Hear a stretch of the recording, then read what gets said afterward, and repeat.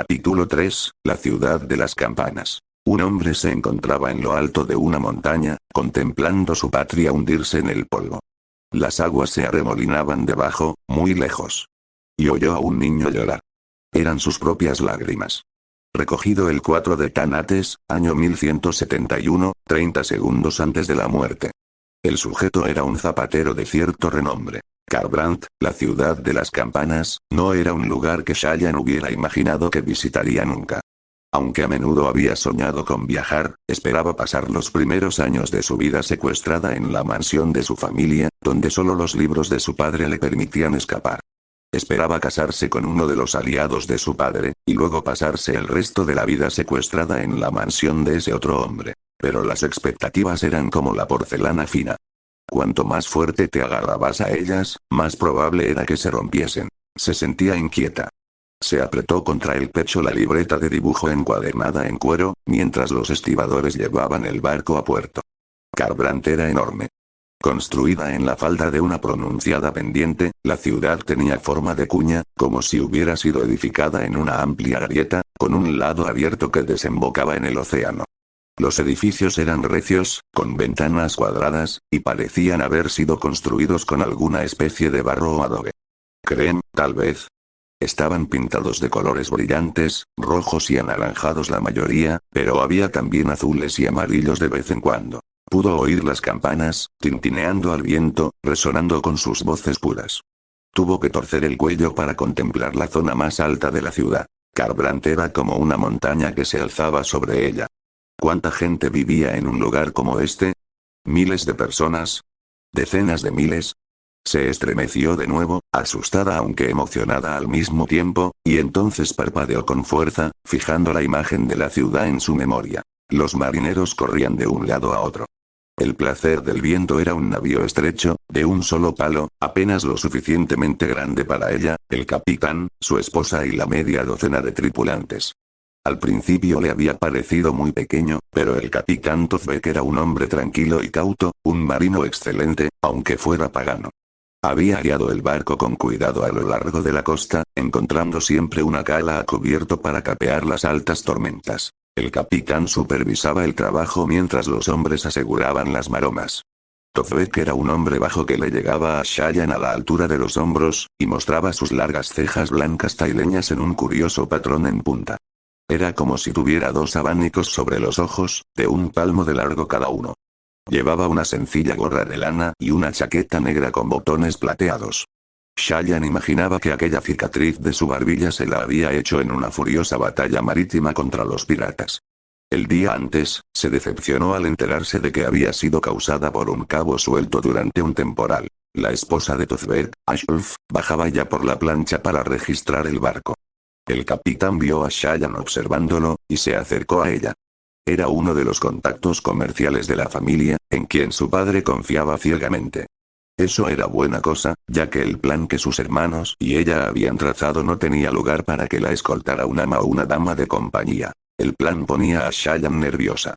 Muy nerviosa. Odiaba ser hipócrita. Pero el estado financiero de su casa, necesitaban una espectacular entrada de dinero u otro tipo de presión en la política local de Beden. De lo contrario, no sobrevivirían al año. Lo primero es lo primero, pensó Shayan, obligándose a conservar la calma. Encuentra a Hasna Colin. Suponiendo que no se haya marchado de nuevo sin ti. He enviado a un mozo de tu parte, brillante, dijo Tozbek. Si la princesa sigue aquí, lo sabremos pronto. Shayan asintió agradecida, todavía aferrada a su libreta de dibujos. En la ciudad, había gente por todas partes. Algunos llevaban ropas familiares, pantalones y camisas con encajes los hombres, faldas y blusas de colores, las mujeres. Podrían ser gente de su tierra, Hakebed. Pero Kharbrandt era una ciudad libre. Una ciudad-estado pequeña y políticamente frágil con poco terreno, pero con muelles abiertos a todos los barcos que pasaban. Allí no hacían ninguna pregunta referida a nacionalidades ni estatus. La gente acudía en masa. Eso significaba que muchas de las personas que Shayan veía eran exóticas. Aquellas túnicas simples indicaban a un hombre o una mujer de Tasik, muy al oeste. Las largas sayas hasta los tobillos, pero abiertas por delante como capas, ¿de dónde era esa gente? Rara vez había visto a tantos parshmenios como veía ahora trabajando en los muelles, cargando fardos a sus espaldas. Como los parshmenios que había poseído su padre, eran fornidos y de miembros gruesos, con su extraña piel jaspeada. Algunas partes pálidas o negras, otras de un intenso escarlata. El patrón jaspeado era único en cada individuo. Después de seguir a Hasnakolin de ciudad en ciudad durante casi un año, Shayan estaba empezando a pensar que nunca alcanzaría a la princesa. ¿La estaba evitando? No, eso no parecía probable. Shayan no era lo bastante importante para esperarla. La brillante Hasnakolin era una de las mujeres más poderosas del mundo. Y una de las más tristemente célebres. Era la única miembro de una fiel casa real que era una hereje profesa. Shayan intentó controlar su ansiedad. Lo más probable era que descubrieran que Hasna se había vuelto a marchar. El placer del viento atracaría para pasar la noche, y Shayan negociaría un precio con el capitán, con un gran descuento, debido a las inversiones de su familia en el negocio de Tozbek, para que la llevara al siguiente puerto.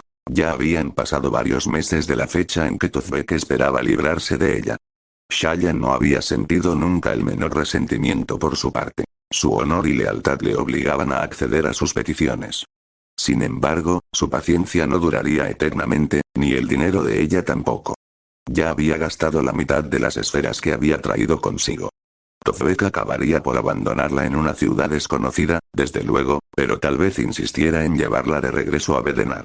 Capitán, dijo un marinero, subiendo la plancha a la carrera. Llevaba solamente un chaleco y pantalones bombachos, y tenía la piel bronceada de quien trabaja al sol. Ningún mensaje, señor. El práctico del puerto dice que Hasna no se ha marchado todavía. Bien, exclamó el capitán, volviéndose hacia Shayan. La caza ha terminado. Benditos sean los heraldos, dijo Shayan en voz baja. El capitán sonrió. Sus exageradas cejas parecían vetas de luz que surgieran de sus ojos. Debe de ser tu hermoso rostro el que nos ha traído este viento favorable. Los propios vientos se extasiaron contigo, brillante Shayan, y nos condujeron hasta aquí. Shayan se ruborizó, y pensó una respuesta que no era la adecuada. Ah, dijo el capitán, señalándola. Puedo ver que tienes una respuesta, lo veo en tus ojos, joven señora. Escúpela. Las palabras no están hechas para quedárselas uno. Son criaturas libres, y si se encierran trastornan el estómago. No es educado, protestó Shayan. Tozbek soltó una risotada. Meses de viaje, y sigues diciendo lo mismo. Y yo te insisto en que somos marineros. Olvidamos nuestra educación en el momento en que pusimos por primera vez el pie en un barco, y ahora ya no hay redención posible para nosotros. Ella sonrió. Había sido educada por severas amas y tutoras para mantener la boca cerrada. Por desgracia, sus hermanos habían mostrado todavía más determinación en animarla a hacer lo contrario. Shayan había adoptado la costumbre de entretenerlos con comentarios mordaces cuando no había nadie cerca. Recordó con afecto las horas pasadas junto a la chisporroteante chimenea del gran salón, los tres más jóvenes de sus 4 hermanos sentados a su alrededor, escuchándola mientras hacía comentarios del último adulador de su padre o un romance fugaz. A menudo inventaba versiones tontas de conversaciones para llenar las bocas de gente que podía ver, pero no oír. Eso había establecido en ella lo que sus amas consideraban una vena insolente. Y los marineros apreciaron aún más que sus hermanos un comentario mordaz. Bueno, le dijo Shayan al capitán, ruborizándose pero ansiosa por hablar de todas formas, estaba pensando esto. Dices que mi belleza sedujo a los vientos para que nos llevaran a toda prisa a Calibrant. Pero no implicaría eso que en otros viajes mi falta de belleza tuviera la culpa de que llegáramos tarde. Bueno, esto. Así que en realidad, lo que me estás diciendo es que soy hermosa exactamente una sexta parte de las veces. Tonterías. Joven señora, eres como un amanecer soleado. ¿Un amanecer?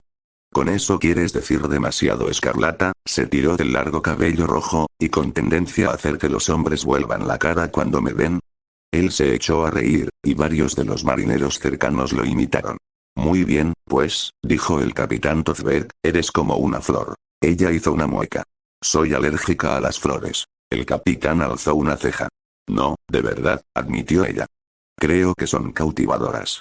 Pero si me regalaras un ramo, me daría un ataque tan fuerte que acabaría buscando en las paredes las pecas sueltas que pudieran haberse desprendido con la fuerza de mis estornudos.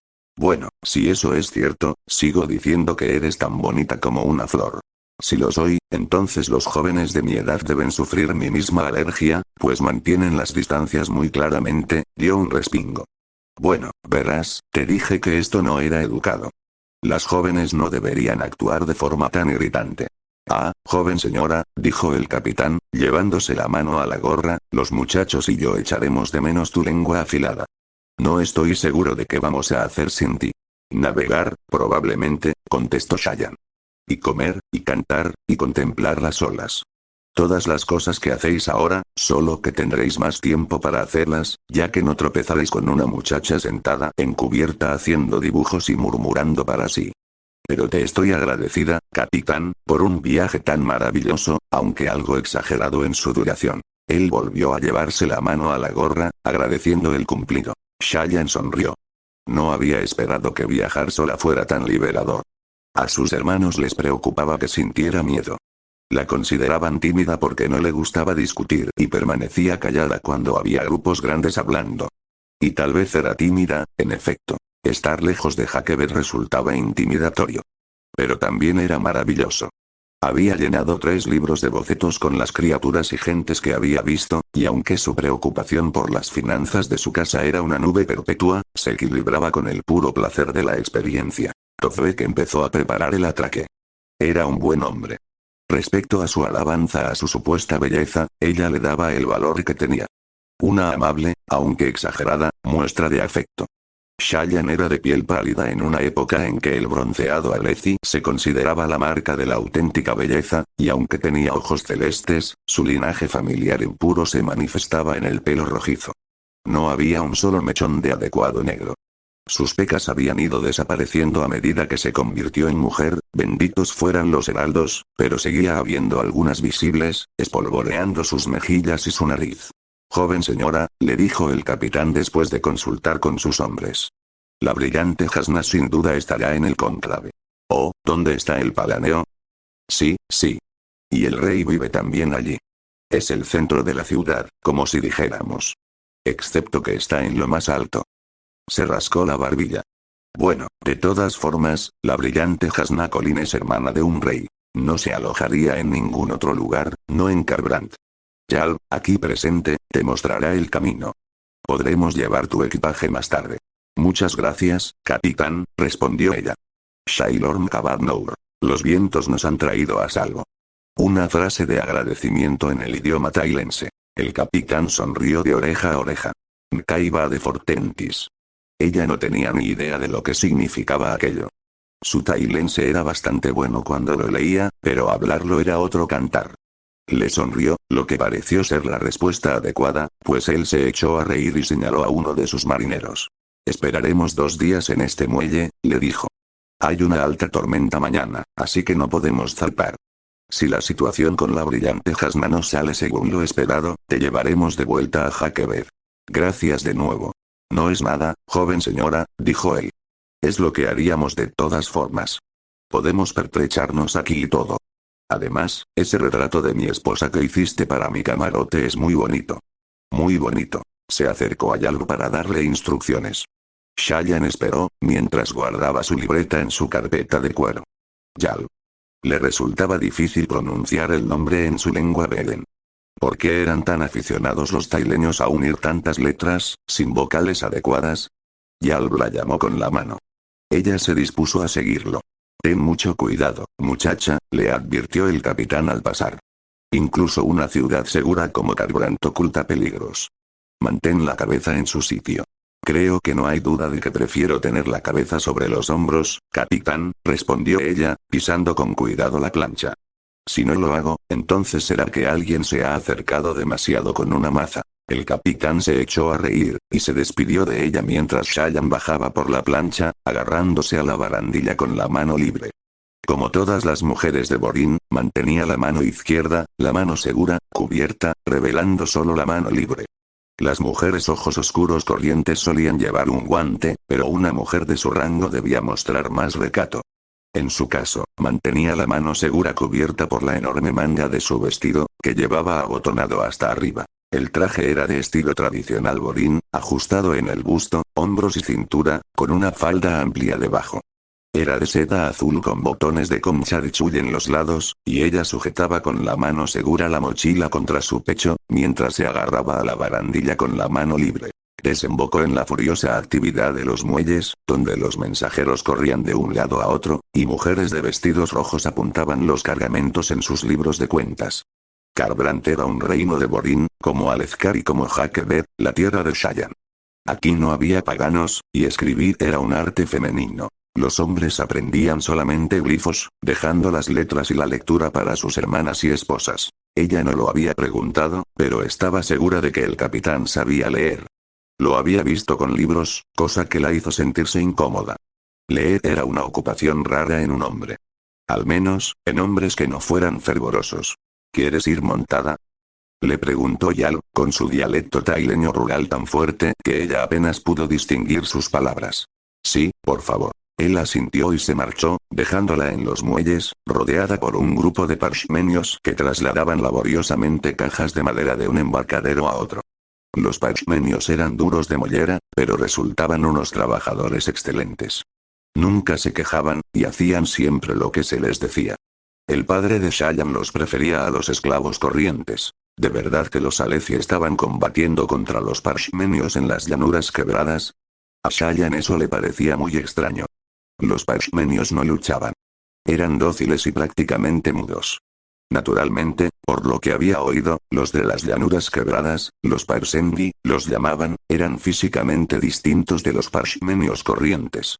Más fuertes, más altos, más inteligentes. Quizás en realidad no eran parshmenios, sino parientes lejanos de algún tipo. Para su sorpresa, pudo ver signos de vida animal en los muelles. Unas cuantas anguilas aéreas ondulaban en las alturas, buscando ratas o peces. Cangrejos diminutos se escondían entre las grietas de los tablones del muelle, y un puñado de aspens colgaban de sus gruesos troncos. En una calle cercana, un bisón vagabundo acechaba en las sombras, buscando un bocado que pudiera pillar. Shayan no pudo resistirse a abrir su carpeta y empezar a bocetar una anguila aérea. ¿Es que no tenía miedo de toda aquella gente? Sostuvo la libreta con mano segura, los dedos ocultos engarfiados en su parte superior mientras usaba un lápiz de carboncillo para dibujar. Antes de que terminara, su guía regresó con un hombre que tiraba de un curioso carruaje con dos ruedas grandes y un asiento cubierto por un dosel. Vacilante, ella guardó la libreta. Había esperado un palanquín. El hombre que tiraba del vehículo era bajo y de piel oscura, con una amplia sonrisa y labios carnosos. Le indicó con un gesto a Shayan que se sentara, y ella lo hizo con la modesta gracia que sus amas le habían enseñado. El conductor formuló una pregunta en un lenguaje entrecortado y terso que no reconoció. ¿Qué ha dicho?, le preguntó ella a Yal. Quiere saber si te gustaría ir por el camino largo o por el corto. Yalb se rascó la cabeza. No estoy seguro de cuál es la diferencia. Supongo que uno tarda más tiempo que el otro. Oh, sí que eres lista. Yalb le dijo algo al conductor en aquel mismo tono entrecortado, y el hombre le respondió. El camino largo ofrece una buena vista de la ciudad, dijo Yalb. El corto va directamente al cónclave. No hay muchas buenas vistas, dice. Supongo que se ha dado cuenta de que eres nueva en la ciudad. ¿Tanto destaco?, preguntó Shayan, ruborizándose. Oh, no, por supuesto que no, brillante. ¿Y con eso quieres decir que soy tan evidente como una verruga en la nariz de una reina? Yalb se echó a reír. Eso me temo. Pero no puedes ir a ningún sitio una segunda vez hasta que lo hayas hecho una primera, supongo. Todo el mundo tiene que destacar alguna vez, así que bien puedes hacerlo siendo tan bonita como eres. Shayan había tenido que acostumbrarse al amable galanteo de los marineros.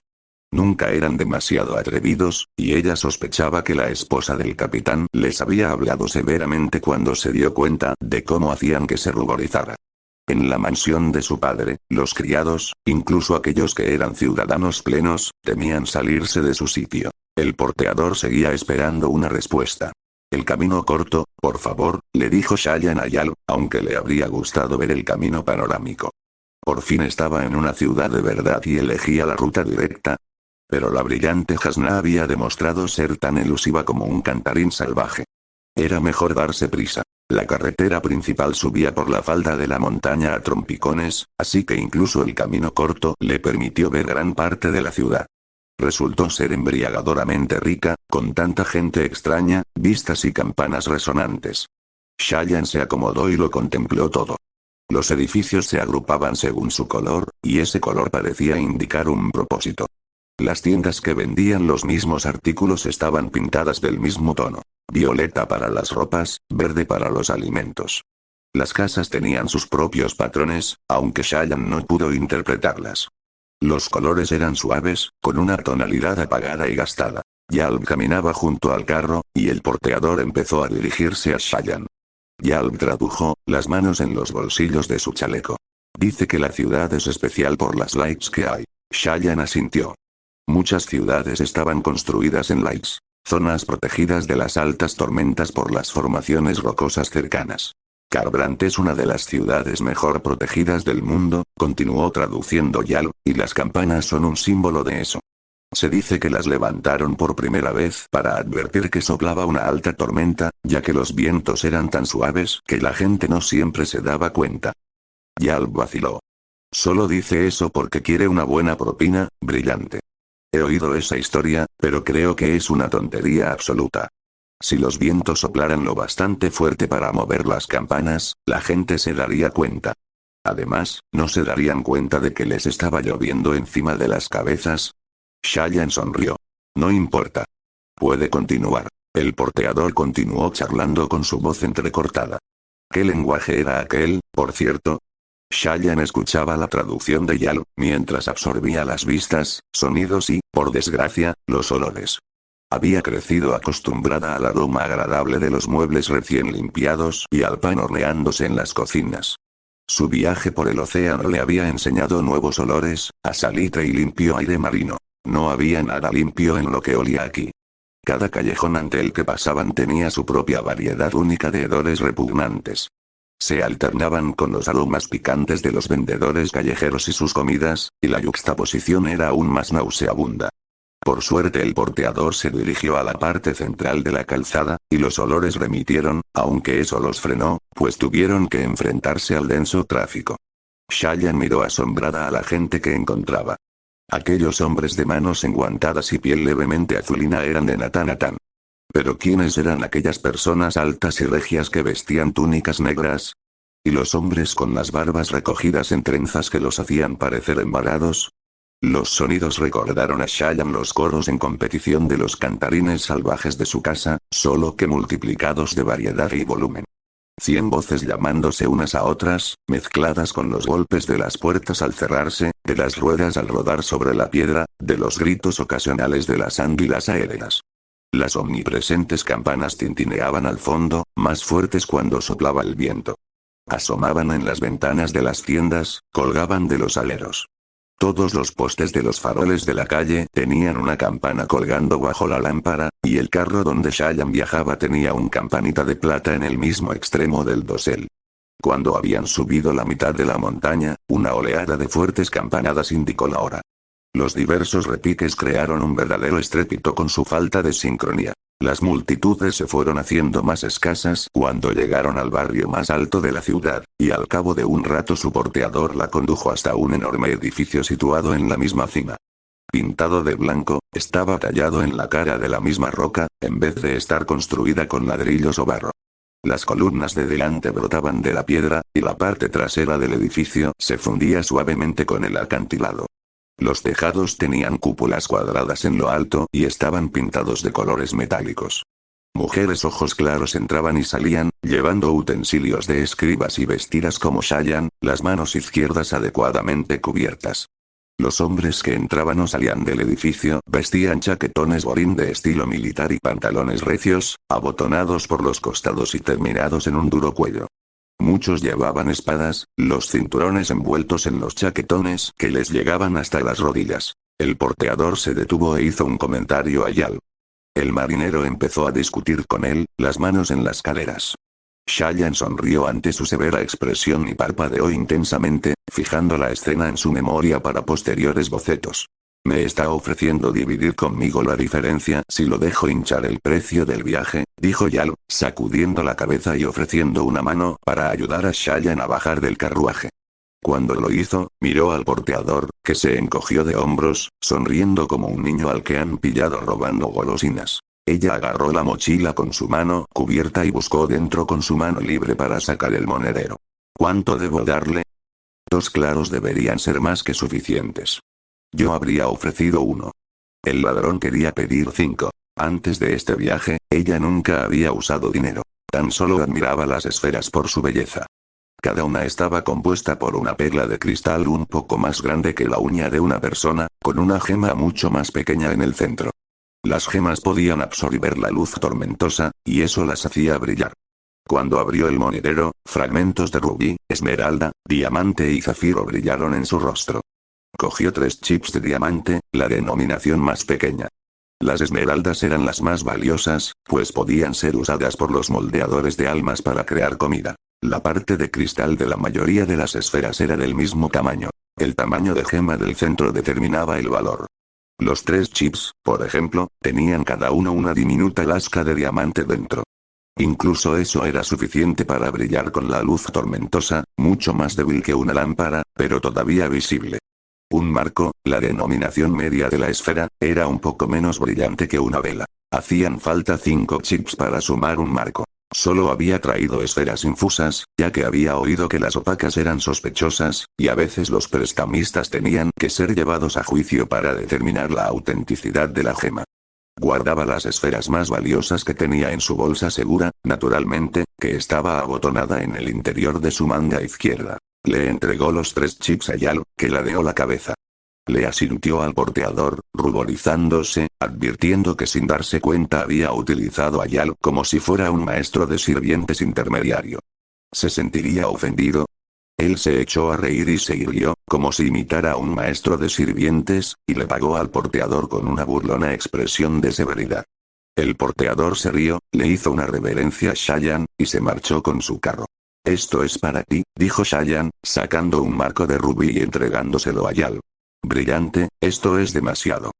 En parte es por agradecimiento, dijo ella, pero también es para pagarte que te quedes aquí y esperes unas horas, por si regreso. ¿Esperar unas horas por un marco de fuego? Eso es el salario de una semana navegando. Entonces debería ser suficiente para asegurarme de que no te marcharás.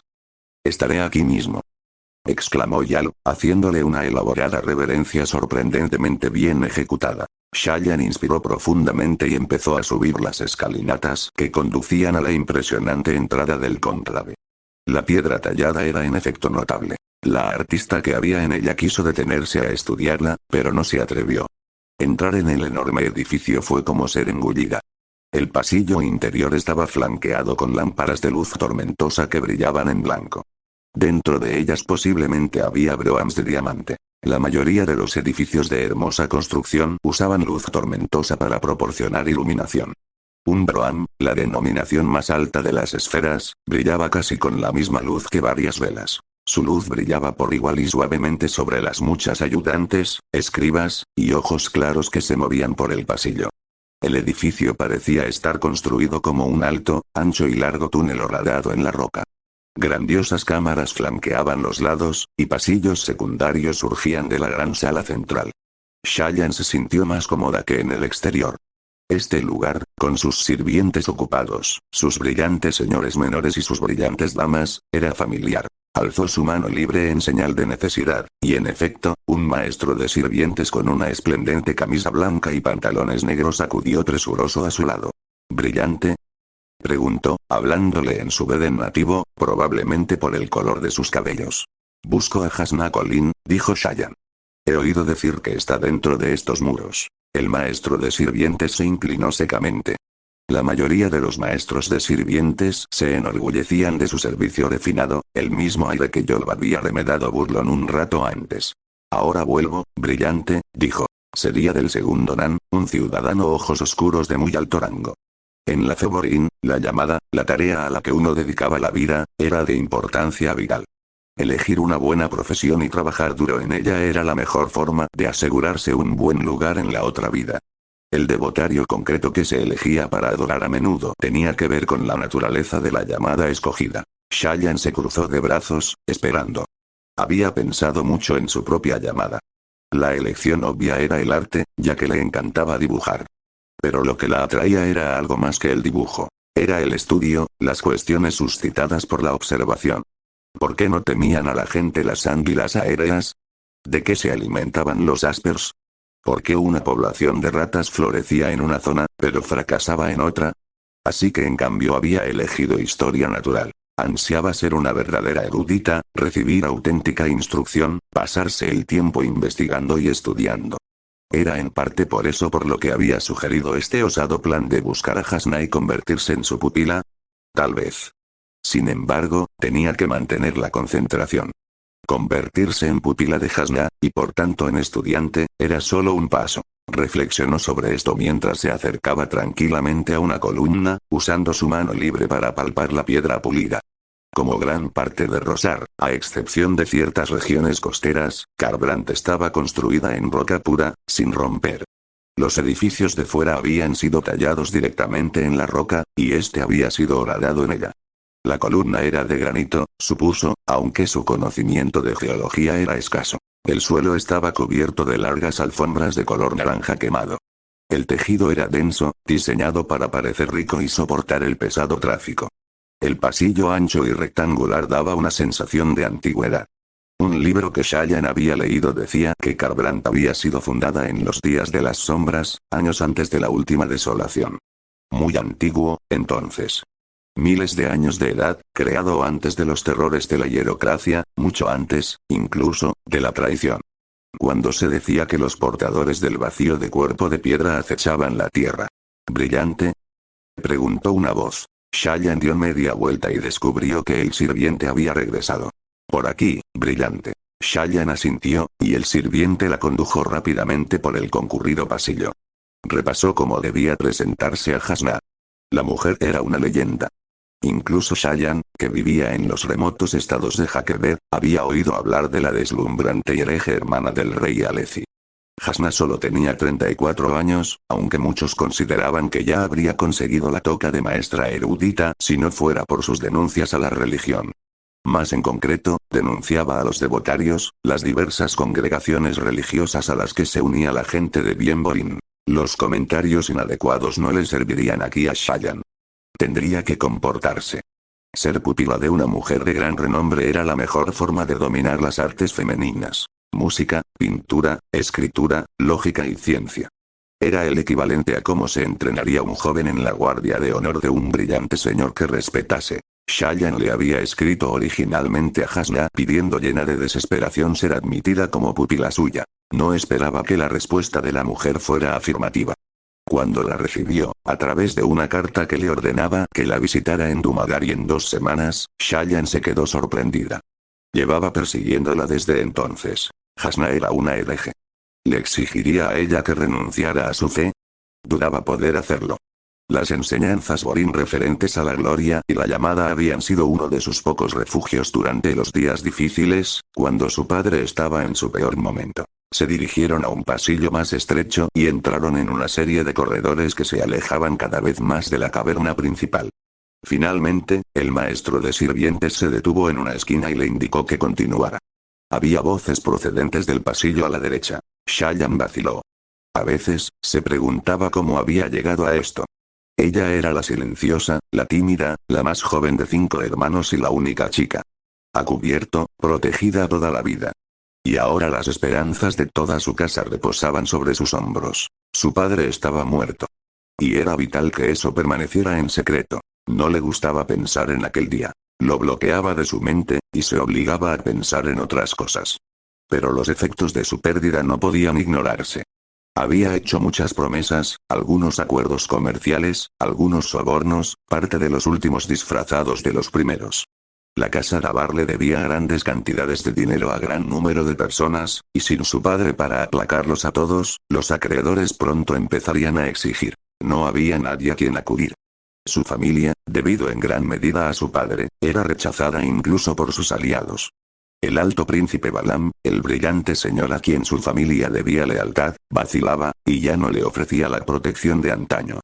Cuando se conociera que su padre había muerto y que su familia estaba en la ruina, sería el fin de la casa Dabar. Serían consumidos y sometidos a otra casa. Serían forzados a trabajar a muerte como castigo. De hecho, incluso podrían ser asesinados por los acreedores insatisfechos. Impedir eso dependía de Shayan, y el primer paso venía con Hasna Khalin. Shayan inspiró profundamente, y luego giró la esquina.